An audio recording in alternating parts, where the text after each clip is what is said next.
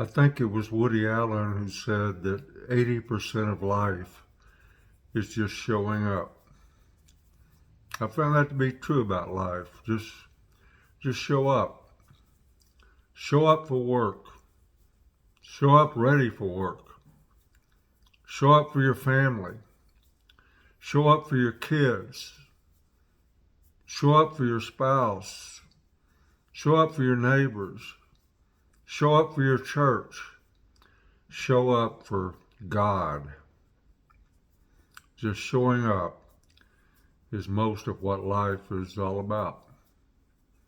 Too many people seem to be immune to showing up for hard work, and they won't show up to take jobs that they consider that set unreasonable standards for them.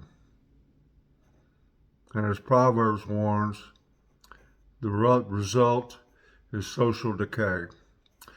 Proverbs 6, verses 6 through 11 say this: Go to the ant, you slacker. Observe its ways and become wise. Without leader, administrator, or ruler, it prepares its provisions in summer. It gathers its food during harvest. How long will you stay in bed, you slacker? When will you get up from your sleep? A little sleep, a little slumber, a little folding of the arms to rest, and your poverty will come like a robber, your need like a bandit. This is the 6th of 10 videos on the different kinds of fools and foolishness according to the book of Proverbs that I'm doing. And today we come to what Proverbs calls the slacker or the sluggard. The wise are self-starters. The wise are like the ant. All the wise need is eternal motivation to do their work. The wise show up. The wise don't need supervision, and they certainly don't need threats. The wise aren't impulsive. They understand the value of delayed gratification. But slackers make excuses for everything they fail to get done, or if anything doesn't go their way. Even the least little things. Proverbs 6:10 says, a little sleep, a little slumber, a little folding of the arms to rest. They overslept just a little bit. They took a little bit too long of a break. They cut corners just a little too much. After all, I need a little me time, they say. And then according to verse 11, they're surprised when poverty comes like a robber. Derek Kigner writes that slackers deceive themselves by the smallest of surrenders. So by inches and minutes, their opportunities just slip away.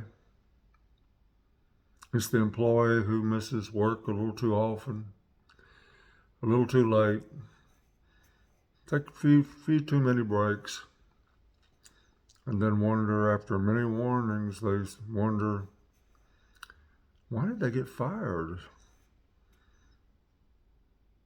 Why can't they pay their bills?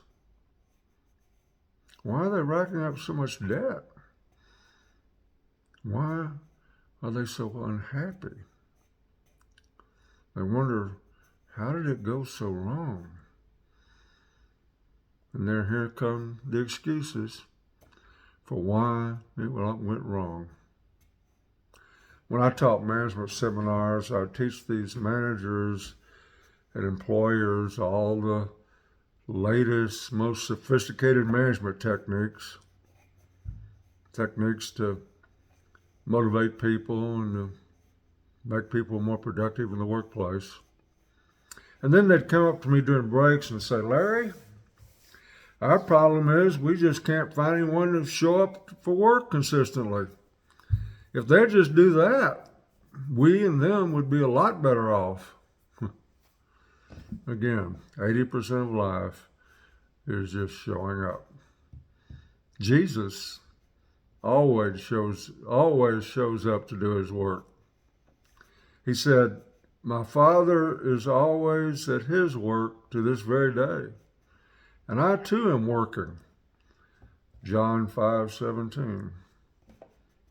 Look, there's such a thing as working too much. There's such a thing as being a workaholic, to be driven by a need to succeed, to please others.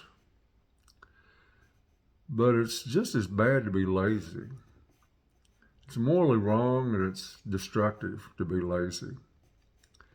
So ask yourself if there's an area in your life where you're missing opportunities because you're not doing something you should be doing.